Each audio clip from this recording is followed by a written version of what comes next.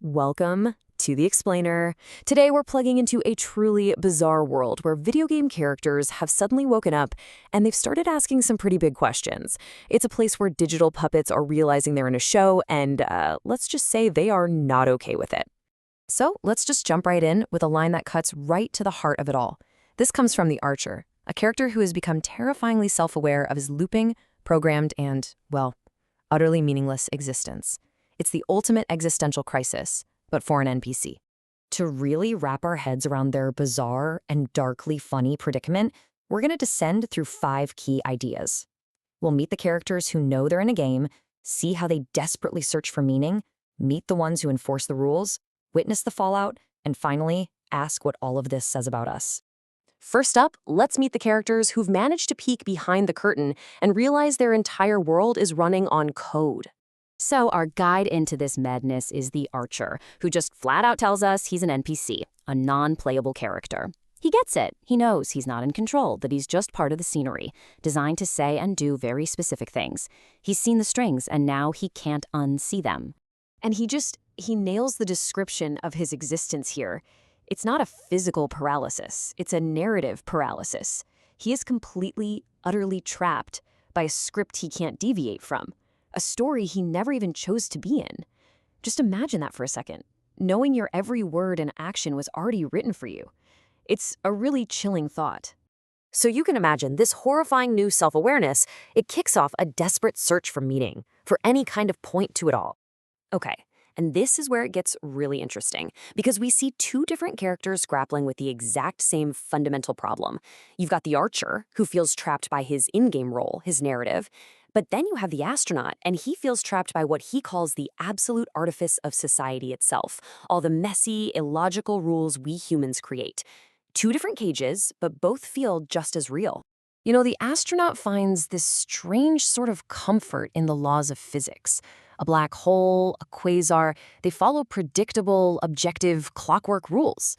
And to him, that's so much more relieving than the arbitrary, artificial systems of social interaction.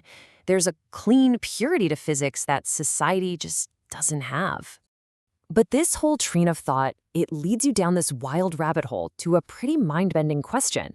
Could it be that some of these constructed artificial realities, like social norms, laws, or even the code in a video game, can become so powerful they actually feel more real and have a bigger impact than the physical world?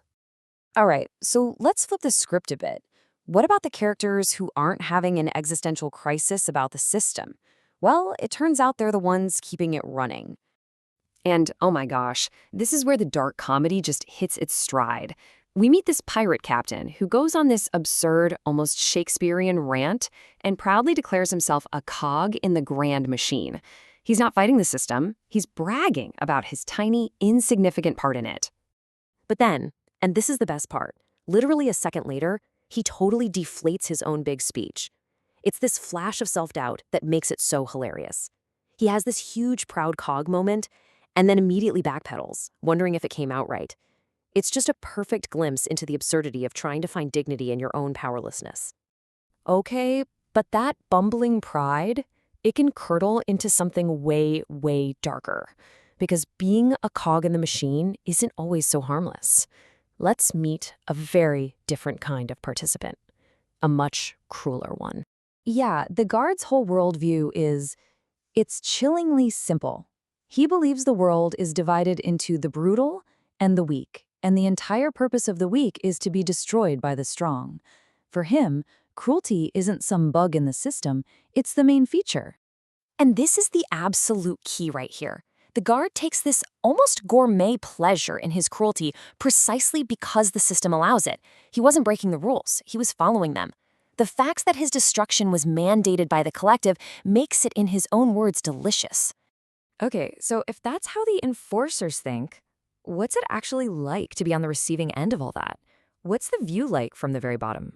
So now the whole perspective flips. We meet a character named Kiwi, and their story begins with a memory, a beautiful dream of freedom, of just flying through a simulated sky. It's this one moment of peace before everything changes. And then, just like that, snap, the dream's over. Kiwi falls or sort of glides out of that dream and crushes headfirst into a hellish new reality. A bleak, dark nothingness they now call existence. And in this place, this new, dark world, Kiwi is judged. Instantly.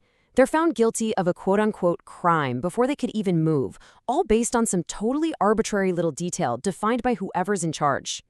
And this just lays out the absolute horror of being a victim in this system, an endless, silent punishment in a dark abyss, enforced by what Kiwi describes as a liminal beast made out of collectivity, a soulless, faceless group that has decided their fate.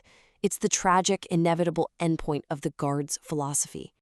So, okay, after walking through this whole digital nightmare, let's bring it all home and ask a pretty tough question about our own world. I mean, we've seen a pretty clear progression, right? It starts with someone waking up and realizing their world is artificial.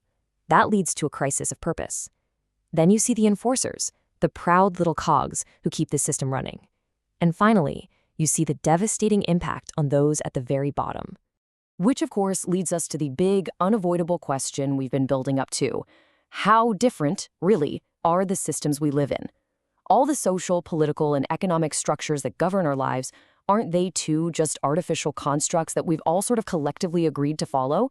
So we're going to leave you with this final kind of chilling thought from the astronaut, that maybe, just maybe, the artificial worlds we build, the roles, the hierarchies, the stories we tell ourselves, can become so powerful that they feel even more real and have more serious consequences than anything else. What happens when the game stops feeling like a game?